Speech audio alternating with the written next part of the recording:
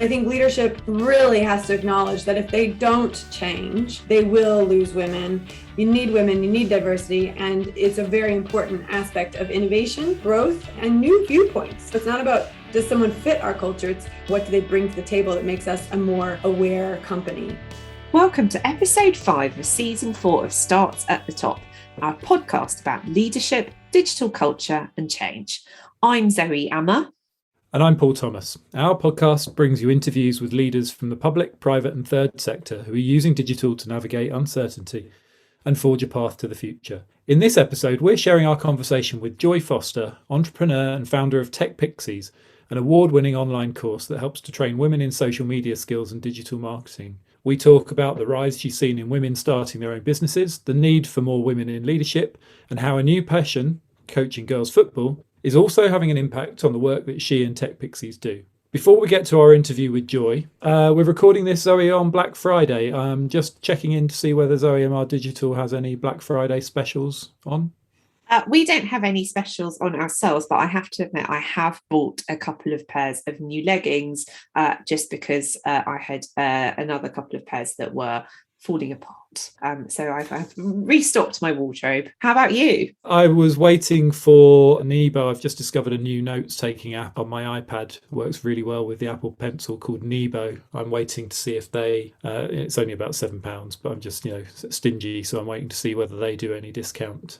Nothing so far, which is very disappointing. And not really sort of in the big tech space, although my son spent some of his birthday money on some AirPods, which have just arrived. So he's going to be excited. And I've been measuring up for a new television, but I don't think I will buy that on Black Friday. I think that's just something to do before Christmas. But no, I don't really. It's interesting to see it happening, and it's interesting to see who opts in and opts out, I think. Apple famously opt out of it, and a number of organisations are trying to do something a bit different. I did see an article on wired.com saying that it's the UK, are we running out of steam in the UK around Black Friday, because it's not really our thing, is it? Yeah, absolutely. It's always been more driven by the US, hasn't it? Yeah, and I think the thing that everybody's after at the moment before Christmas are games consoles, and they're few and far between. They're having to airlift them into the country, apparently PlayStation. So if you can't get them, then what are you going to spend your money on anyway? So yes, we'll skip over Black Friday this year, I think. And anything else that you wanted to talk about in the world of tech developments and news? A couple of tech things caught my eye this week. The first thing was a brilliant new short film, which has been created by the advertising creative industry based on actual experiences of people of colour working in that industry, which is about microaggressions, what they look like, what the impact is on people who experience them, and also just throwing a bit of light on how they actually manifest themselves and what the consequences are in the long term, as much as on people's health as well. So please do watch this film. We will put the link to it in the show notes. It's very moving, it's really thought-provoking, and I think is a great education tool as much as a bit of a piece of content which validates the experiences of people of colour like myself. And it's amazing, isn't it? Always amazing to me how much can be got across in a very short space of time. It says, well, I'm looking at it now, I've not watched the film, but it's saying it's 4 minutes long. Yes, indeed, it's only 4 minutes. So hopefully you'll watch it later and let us know what you think of it. I will watch it this afternoon. Is it suitable for my children to watch as well? Because I think these things ought to be shared with them. Yes, absolutely. So once I've watched it, what can I do and what can people like me do to notice this and to react against it or for it? So my number one tip, and this isn't something that's spelt out in the film, but I think is a really good actionable insight from it, is to just try and look at people's behaviour and think about, would I be happy if someone spoke to me in that way? Is someone in this room being treated differently to other people? The first step is very much that awareness. I think what makes microaggressions so difficult and so damaging to deal with is because they often seem to be just under the surface. It's quite often only the person who experiences them who notices them, and then that becomes very isolating for that person. So I think the first step is just taking that step back and looking at people's behavior and asking yourself, is everyone here being treated in the same way, and would I be happy if that person spoke to me like that or did that thing that I've just seen? And invariably in those cases the answer is no, and therefore it needs to be taken seriously. Yeah, absolutely. And I mean, there's lots of really good resources out there on allyship and how to support others in that situation. So I would recommend having a look at what's out there and thinking about things that we can do. I mean, you actually showed me a brilliant example of allyship a few years ago, which I can share with you now, which is and I won't name the person who was involved. They were not in the charity sector, just for clarification. But I remember we were at a networking thing and you introduced me to someone who was very, very dismissive. And I think they had taken one look at me and they were like, oh, woman of colour. And then you did a lovely thing, which is you said, Zoe's got some great experience in this area. You should talk to her. So thank you for that. Well, thank you, Zoe, and thank you for noticing. I hope I can do that again in the next instance, which invariably, sadly, there will be another instance. Thank you, Paul. Thank you. Yeah, I appreciate what you did, and I also really appreciate what you just said. Thank you. Thank you. The second thing that I think, again, building to our conversation with Joy by name and Joy by nature, is an article that you shared with me this morning on how you break the doom scrolling habit. Yes, absolutely. And I think this has come about because during the pandemic, we've all been spending so much time online, and the internet has become a source of sorrow as much as pleasure. And this is a lovely, lovely article, which again, we'll put a link to in the show notes, written by Pandora Sykes, a journalist who's written a really interesting book recently.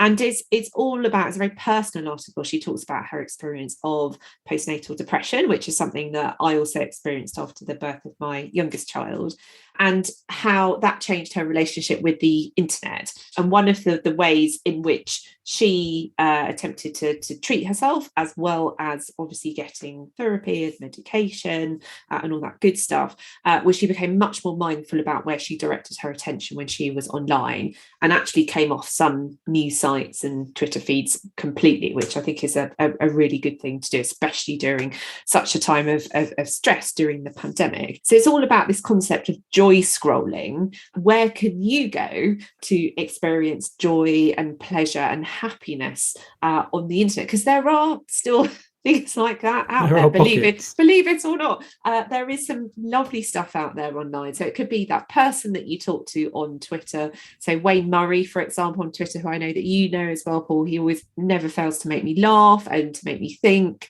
and to just be positive and optimistic. And also I'm a big fan of Tom Daly's knitting feed on Instagram. You can never not smile when you look at that. Beautifully knitted cardigans, cats, Tom Daly. I mean, what's not to like? It's just lovely and joyful and happy making. So yeah, the great article about where we can go to seek out sources of happiness on the internet. Yeah, and I was just thinking about that as you were speaking, and thinking that the sources of fun and happiness that I go to aren't necessarily on the internet anymore. Although I have to say that you and I think you introduced me to the Off Menu podcast, which is a constant source of joy. If I'm ever feeling like I need a bit of a pick-me-up, I'll just put an episode of Off Menu on and listen to James Edcaster and Ed Gamble talking to somebody about food and just being silly, and poppadoms or bread has become a bit of a staple statement in this household. I must say, we shout at each other on quite a regular basis to mean absolutely nothing. So that's always a good place to go. But one thing we commented on last night, en famille, as they say in France, was we were sitting watching the TV, and once a week, and we're going to have to dig out back episodes of this because we're running out of episodes now, is Taskmaster. I don't know whether you watch Taskmaster, but honestly, for that 45 minutes, because we fast forward through the adverts, but for that 45 minutes, we are just cackling like kids. It's just, it's silly, it's off the wall, but it's absolutely brilliant. And we sit there and watch it with our 13-year-old before he goes to bed on a Thursday night. And yeah, constant source of joy. You do need to look for them. But I will also be addressing my Twitter feed, I think, over the next few weeks, particularly over the Christmas break, because I'm seeing far too much stuff that I don't want to be seeing. And I think going after actually some of these sites that are recommended in the article, some of these accounts, and just spending time looking at those more than I look at some of the other places I shouldn't spend time is probably a very good idea. Nice. Oh, lovely. Now for our conversation with Joy Foster. I first met Joy a good few years ago now whilst I was working for Grant Thornton. I just happened to be working in Grant Thornton's Oxford office where one of the partners was hosting a meeting and Joy was speaking at it. And this was right at the beginning of the TechPixies journey where Joy had created a social media course. It was aimed at the first cohort of women in Oxford, and I just sat back and watched it grow from there. Did everything I could to support it in my time at Grant Thornton. And since leaving Grant Thornton, there literally is not a day that goes by when an email from TechPixies does not fall into my inbox and fill me with that little bit of sparkle and joy. So we had quite a far-ranging conversation with Joy. We covered everything from getting women back into the workplace after the pandemic to women starting their own businesses and wanting to do more to be self-sufficient and start their own thing, all the way through to Joy's new love of girls football, managing her local team, and how working with the girls has had an impact on her work. So we really hope you enjoy the conversation. Here's Joy Foster. Since 2015, Joy Foster has led TechPixies on a mission to help thousands of women upskill with social media in order to return to work, change careers or start a business. TechPixies and Joy herself have been recognised nationally for the work she is doing. Most recently in 2021, Joy was named as one of the 3 finalists in the Digital Impact Awards Entrepreneur for Good category. In 2020, she was named one of the 100 Women of Inspiration by Pioneers Post and NatWest, as well as Editor's Choice for the We Are the City Rising Star Awards. The TechPixies signature course Social Media Magic, which was originally developed by Joy, was named Course of the Year in 2020 by Digital Women. When the global pandemic hit the UK in March of 2020, Joy set up and ran multiple free training programs to help women quickly upskill with modern technology. As a result, thousands of women have now participated in this free training program, which was featured in the Times. TechPixies was also profiled in Forbes for raising £150,000 and Stellar magazine for breaking down barriers for women wanting to reignite their careers, and in April 2019, Tech Nation named TechPixies one to watch in the edtech space. In 2018, Joy won the Startup Director of the Year for London and the South and was the only female finalist in the national award. TechPixies was named Women in Business Startup of the Year in 2018 and Enterprise Nation Female Startup of the Year 2017. Joy is a mum of 2. Her husband is Tim Foster MBE, who won the Coxless 4 rowing gold medal at the Sydney 2000 Olympics. Joy loves sports herself and was once a member of the US archery team from 2004 to 2007, has run 3 marathons, competed in Ironman Wales and won a gold medal at Women's Henley in 2001. So Joy, I'm feeling slightly inadequate after all of that, but welcome to Starts at the Top. I think you should introduce me to every speaking event I do for the rest of my life. That's amazing. Thank you for that introduction. You don't live your life to have an incredible introduction, but you do live your life to have an incredible life. And, every day I wake up and I get to do the things that I love, and I've always pursued my dreams, and that's the result, and I think that's been a blessing for me. And I think if anyone just listened to that, it's all about just taking one step at a time. The journey of 1,000 steps starts with one. And every day, if you're in every way, you're improving, you're going to have an incredible life. And that's what it's all about. Yeah, I absolutely love the start of that, which is the archery, and that as a starting point for where you actually end up is unreal. So really, really good to have you on, and thanks for joining us. So let's start with a brief introduction, I guess. Why did you start TechPixies, and what was your goal for the business?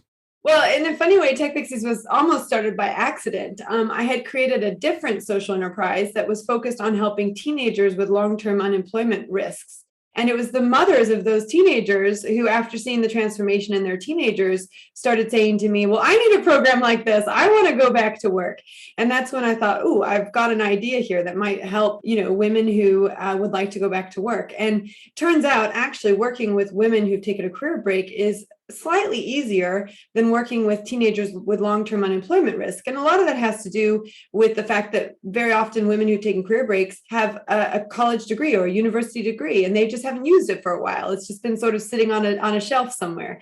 And it's about reminding them to dust that off and bring it back out, and that they have a purpose to fulfill besides raising children in addition to, right? And a lot of people, when they have children, they sort of think, well, that's it for my career. And in reality, it's not it for your career. You can have a career and have kids. You can have kids and then a career. You can have a career and then kids. There's a lot of flexibility now that we didn't have before. So really, it got started by accident. It was about realizing that there was an opportunity to help women who wanted to return to work. And then as it transpires, the environment over the last 5 years, or 6 years, it's gotten a lot easier for people to start businesses. So we've had a huge shift in women actually wanting to leave jobs and start up their own businesses to have more financial independence and more financial freedom.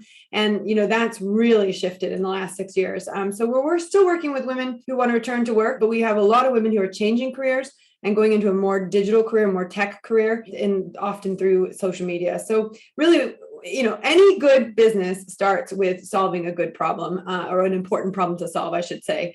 And the problem we were trying to solve was this gap in confidence for women who had taken a career break and wanted to return to work. And then we started solving the gap in confidence for women who wanted to switch from having a job to having a business, and their technology confidence gap. So that original intention has started to morph somewhat into supporting women who want to create a new business. Has that accelerated over the course of the pandemic, do you think? Or is that something that's just been, as you said, it's been a longer time coming?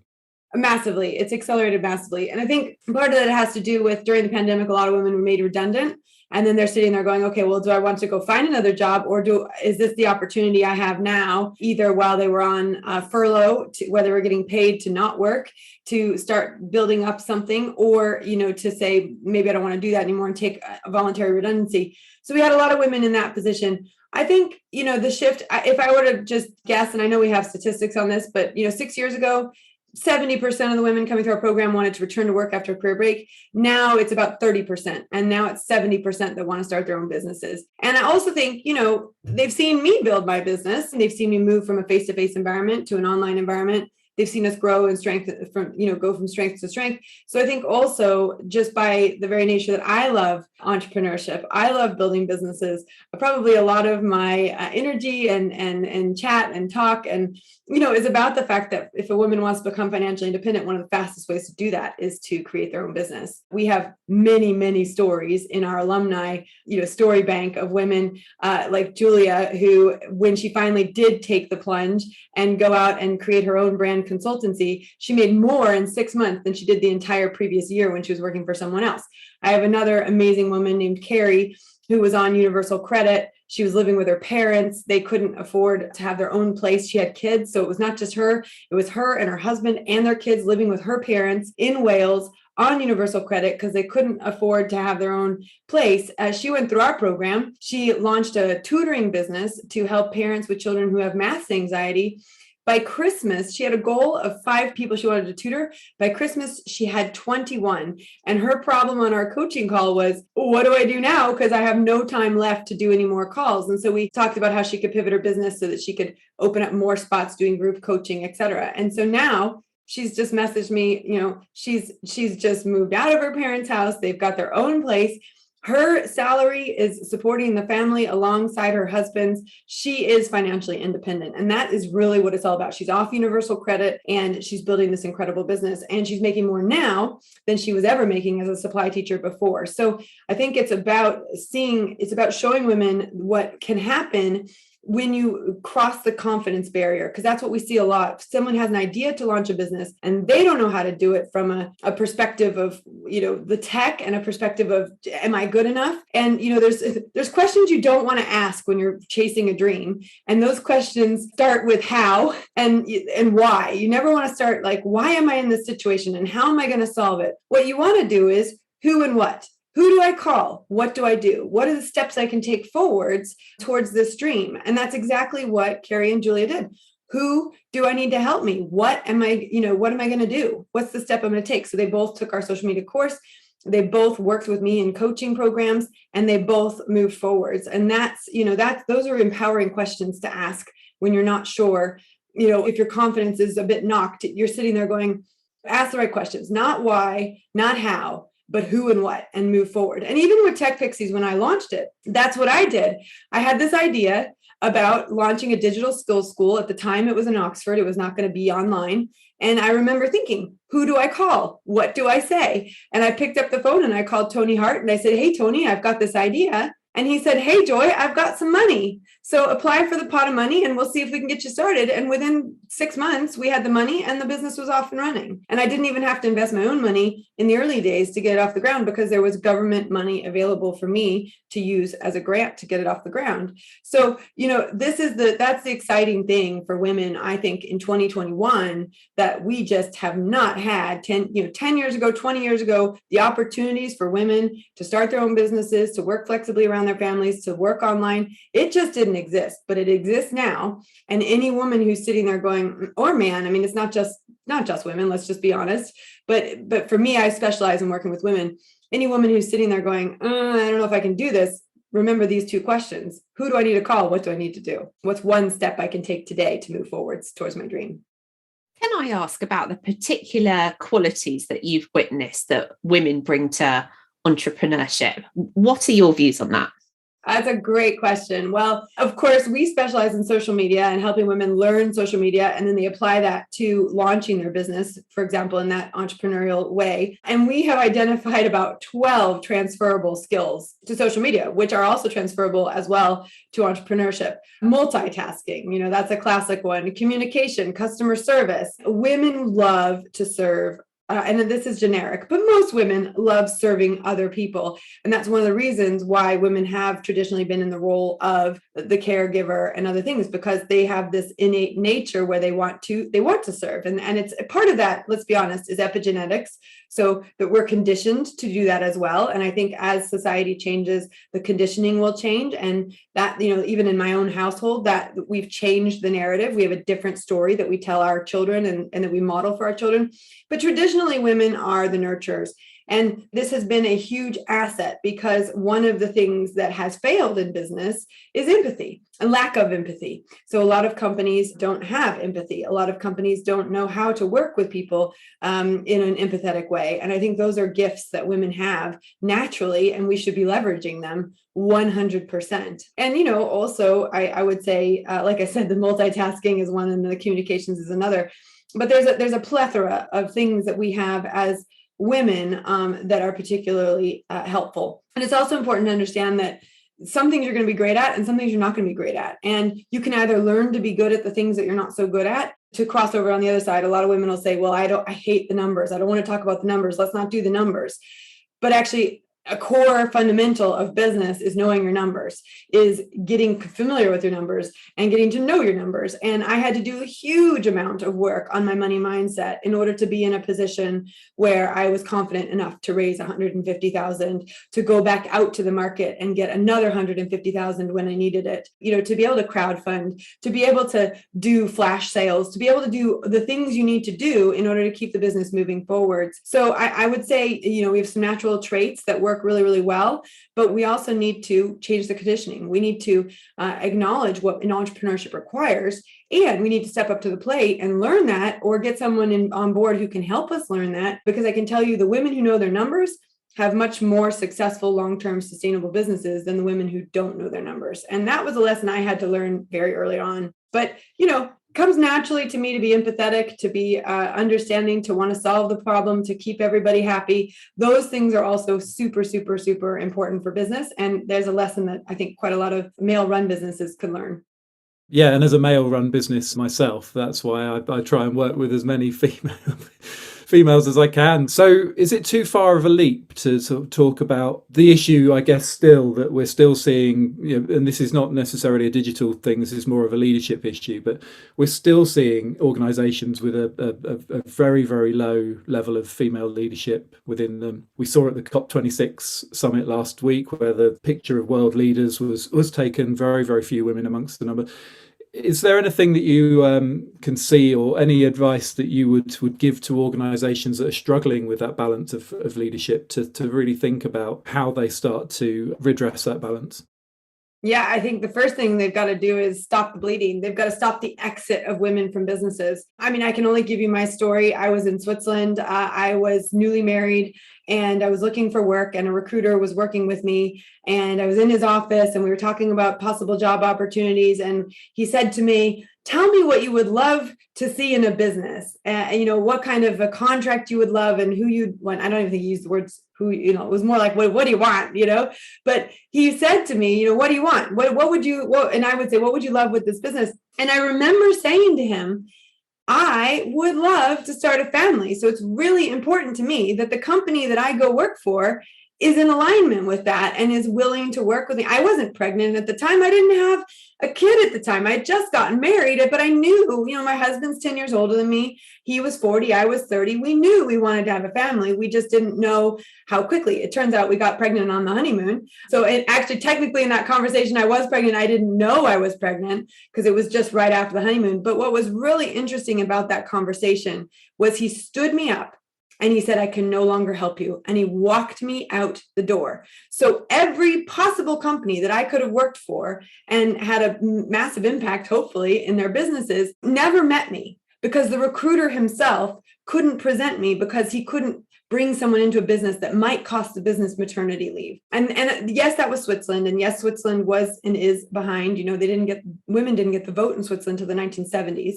And women still have to be home for their children to come home for lunch every day. And this is 2021. They don't feed children at school unless you pay extra. So children come home in the middle of the day and they go back to school. So mothers are expected to be home feeding their children. So I think that from my personal experience, what leadership needs to do in companies is recognize that if they don't change the way that they support and nurture women in their businesses, they will lose women. And I can tell you as an individual, and also with all the women that I work with, we're doing better financially on our own than we were when we were working in corporate. And it might have taken me 20 years to get back to my corporate salary or anywhere near there, which I'm not quite there yet, but I'd still rather be doing what I'm doing than working for a corporate in that sense where I don't have the support and flexibility that I need for me and my family. So I do think the pandemic has massively changed and opened eyes from a corporate level, from a leadership level. I think people realize, hey, actually, we can be flexible. We can work with people. People can work from home, and people can get the job done on their own terms. And I think that's been a blessing. I know the pandemic wasn't a blessing to a lot of people, but that's one of the blessings it gave to women who are able to work flexibly. And let's be honest, not all women are able to work flexibly, and there's different jobs that are harder to do flexibly and online. But for those of us who have flexibility and can work online, it was a massive move forwards. It's not a perfect move, but I think leadership really has to acknowledge that if they don't change, they will lose women. And it's not a good long-term solution to not have women. It's not a good long-term solution to not have diversity. You need women, you need diversity. And, it's a very important aspect of innovation and growth and new viewpoints. People need new viewpoints. It's not about, does someone fit our culture? It's what do they add to our culture? How do they make our culture better? And what do they bring to the table that makes us a more aware company?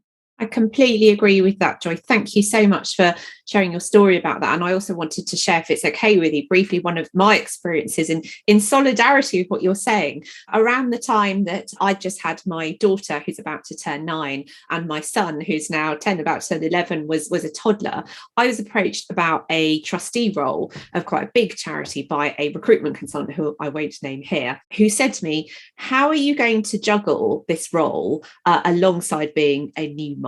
And my husband, who was also looking for jobs around that time, was never once asked, "How are you going to juggle this role alongside being a new dad?" And as you say, there are karmic consequences for that. So recently, someone mentioned that recruiter to me and said, should we work with them on this really big piece of recruitment for some new senior leaders? And I said, no, because this happened to me. Yeah, absolutely. There's major consequences in not opening up your eyes. I mean, I think what we're seeing now too is stuff that was like, people never thought it was going to surface, emails that people were sending each other, text messages that they were sending each other, private conversations that were happening 20 years ago. They're surfacing now. Those videos are surfacing now. Those stories are surfacing now. And so I think it's just a really good idea to check yourself and as a leader in a company and say, what is the long-term consequence of me not being open-minded to the changes that we need to bring on? And what's the long-term benefit of being open-minded and making these changes, right? Yeah, and Zoe, you just shared yesterday on Twitter the fact that Portugal is starting to make some big changes around many aspects of employment, but one of those aspects was parents having the right to work from home without arranging with their employer, for example, which is incredible, really. Thinking about the impact that would have on the lives of many women and men who are having to make hard decisions about where they are, where they're working day to day. They don't have the flexibility that we might all enjoy, being able to work from home all the time because of that childcare thing. So these things are starting to happen, but it's just such a slow burn, I guess. I suppose the pandemic sped it up, and that's the one thing you could argue, is that these changes, we've been fighting for them for a long time. I remember meeting with, I had a private dinner once at the House of Lords with Dame Stephanie Shirley, and it was very impactful. And I remember her saying, I'm still shocked that there's not equality. Like she was, and I think there's all sorts of numbers and statistics out there, but we're like 99 years away from parity still. And she remembers thinking, I thought by the time I was, retired or where she was in her life, that this would have been solved. And she was still shocked that it wasn't, and she made major inroads for women. She built a business that ended up being a £3 billion business. She's invested tens, if not hundreds of millions into autism research to make the world a better place. Women, when they succeed, are very likely to reinvest that money back into the community to make it better. And, the faster we can get women to be successful, the faster society gets better and improves, because it's almost like it's been run by half the population for a very long time, and we need the whole population involved. We certainly do. And I always like to bring some of these discussions back. As Zoe will know, I've probably got a deep underlying need or want to do a football podcast. But one of the things that I was listening to this morning was Ian Wright talking about Emma Hayes. And I'm not sure whether you've come across Emma Hayes, but Emma Hayes is the manager of Chelsea. And she's often cited as the first female manager that will probably get a job in the male game, which would be an absolutely earth-shattering moment, I think. And it's things like popular culture and sport and those sorts of things that have that massive cultural impact that will really force those changes through. So it's just topical because I was listening to Ian Wright talking about it this morning and talking about her role and the way that she sees the game. And you're right, there's 50% of the population being completely ignored in terms of that game, but the huge impact and the rise of the female game in the world. So it's relevant to you because of the sporting background as well. So. Oh yeah, well, I have huge respect for her, and of course I am the secretary of our football club and the leader of the girls football program for Donington. And we started with like 3 girls, and we now have 24 regular attendees. We have 2 teams of 15 girls.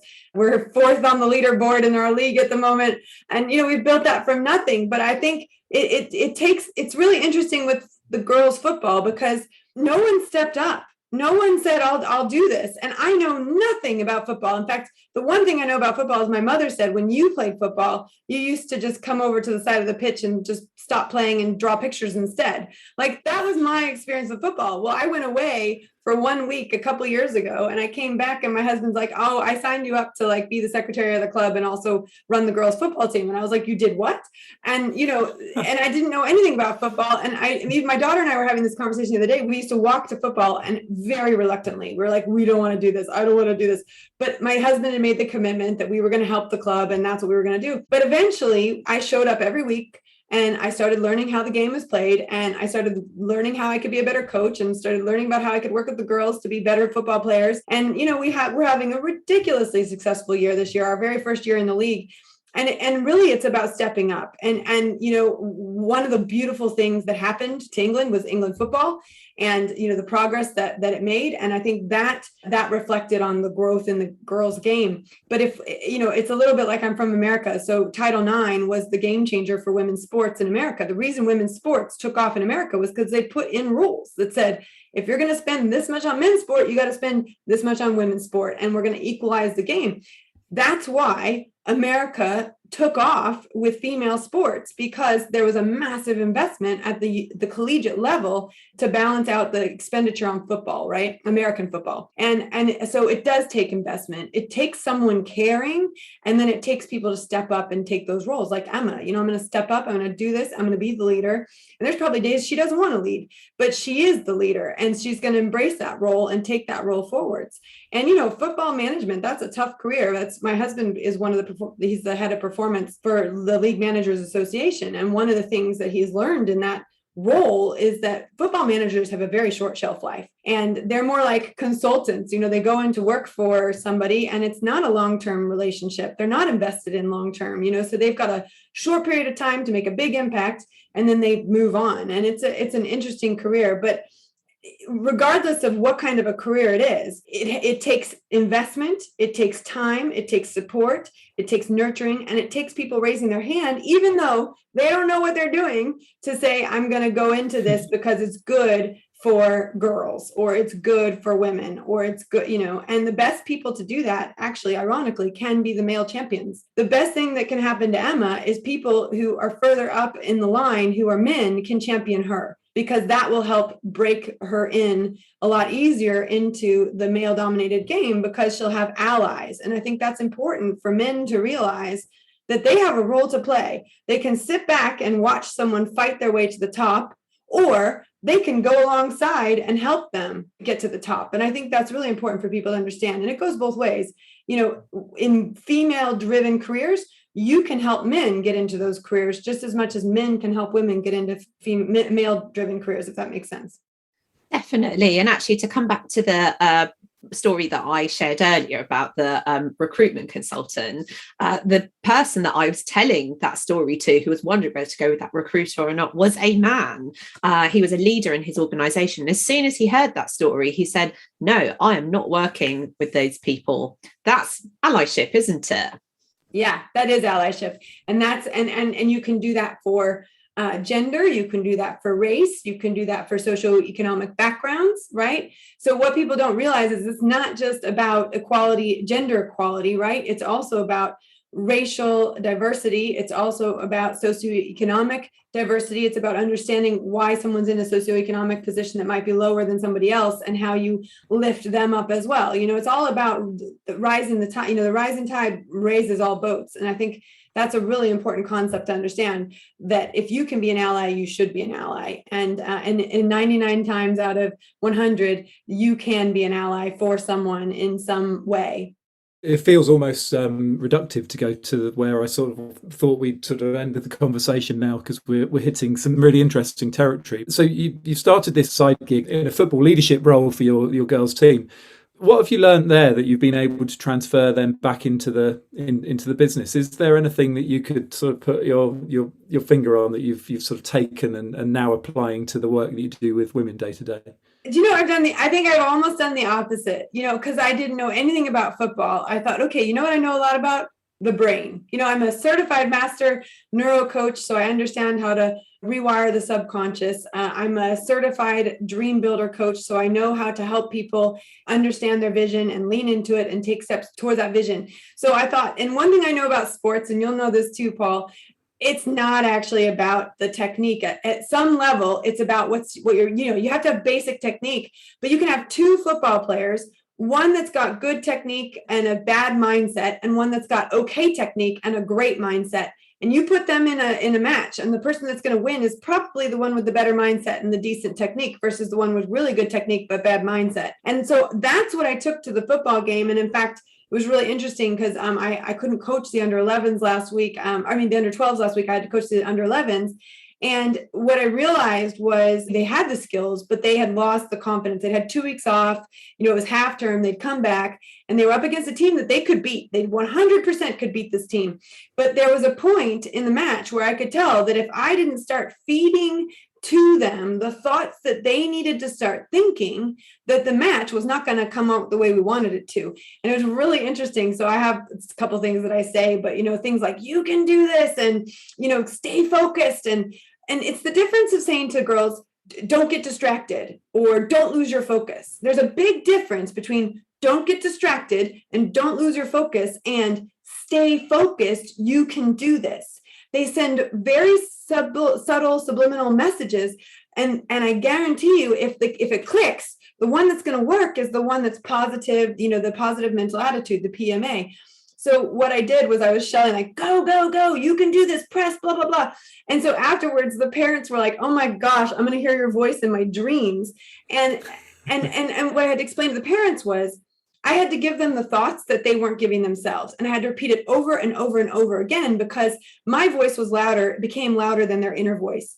And the crazy thing is we were 1-0, and then it went 1-1, and then it went 2-1. And then I thought, in my head, I thought it went 3-1, but actually it stayed 2-1. We leveled it up 2-2. And then I'm going, come on, girls, you can do this. In my head, I'm thinking, we're gonna end it. A win today is 3-3. A win today is 3-all. So I'm just pushing, and nothing about technique. It was all about mental fortitude. You can do this, you can do this. Anyway, right at the last minute, get a goal in. Everyone's freaking out. The other team's not freaking out. And I'm thinking, wait, maybe we just won this match.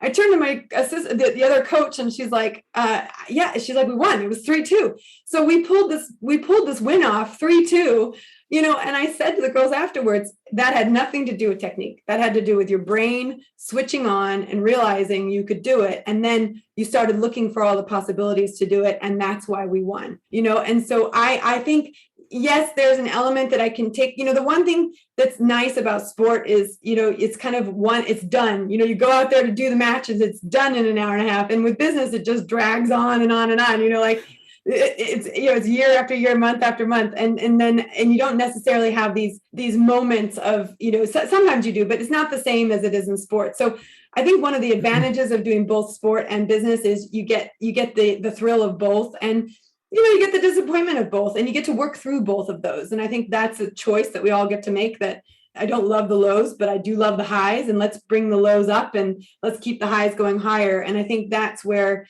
sport and business do really well. And I know for me personally, when I'm out doing my runs and my own personal fitness and staying healthy in myself, I'm a better business owner. So it all sort of translates. But I'll tell you what, there's nothing like coming in on a Saturday morning after being outside, whether it's rain, wind, whatever, you've been outside for 2-3 hours, that fresh air, and you come in and you just feel like you've accomplished something. And that's one of the things I really love about sport, and just reminding yourself of what you've accomplished. And you need to do that in business too. You need to look at the accomplishments every day. Every night I write down, before I go to bed, I'm looking for my notebook here, but every night before I go to bed, I write down 3 accomplishments from the day. What did I learn? What did I do? Right. And sometimes I write down 10 because I get so excited about all the things I've done. But you have to win every day to win every month. If you're winning every day, you're going to win every week. If you win every week, you're going to win every month. If you win every month, you're going to win every year. It's about looking for the really good things that are happening in your life, and grateful people expect great things to happen to them. And that's the blessing that you get by looking at the great things that happen to you every day. Amazing. Thank you so much, Joy. I think that is a wonderful, wonderful note to end on, that inspiration. And I also love that this has kind of become a sport push / leadership podcast today. And as you say, there's so many transferable lessons that apply to business as well, and also to all of our own journeys as entrepreneurs. So thank you so much for that. Yeah, thank you. And I was just thinking as we were going there, looking at every project that comes in as the next match, giving it all your energy, seeing it through, thinking about the way it's brought together in terms of timelines and halves and all that sort of stuff. I'm starting to think, oh yeah, I can bring much more sporting analogy into the work that I'm doing day to day. And ultimately, it's all about transformation, right? That's where we sort of started this conversation. So you're completely staying on brand. So thank you very much for joining us, and thanks for your time. Just one thing to end on, and I know it's all over your website, but give you a chance to sort of say so. If anyone's listened to this and thought, that's it, I'm leaving my job, I need to get in touch with Joy and I need to go and do something else, where can they find you? Yeah, TechPixies.com, and we're also TechPixies on all the social media channels. And, we believe very strongly that transformation comes with a proven roadmap and coaching support. And that's what we do at TechPixies. We give you a proven roadmap and we coach you through it. And it's much easier and a lot more fun to do it with support. And so, yeah, go check us out if you're interested in social media training, or if you're interested in life coaching or neuro coaching. We're going to be doing some amazing stuff in 2022, and we'd love to have you involved. Well, thank you, and I'm sure people will get in touch. So thank you to Joy, and thank you to listening to episode 5 of season 4 of Starts at the Top. We'll be back in a fortnight with Tom Loosemore of Public Digital. As usual, please send us your feedback. We'd love to hear about anything that you feel that you will do differently after hearing from any of our speakers from the series. You can share your plans, ideas or questions with us on Twitter. We're at Starts at the Top 1, and you can email us at startsatthetoppodcast@gmail.com. And we'll see you in a couple of weeks. See you in a couple of weeks.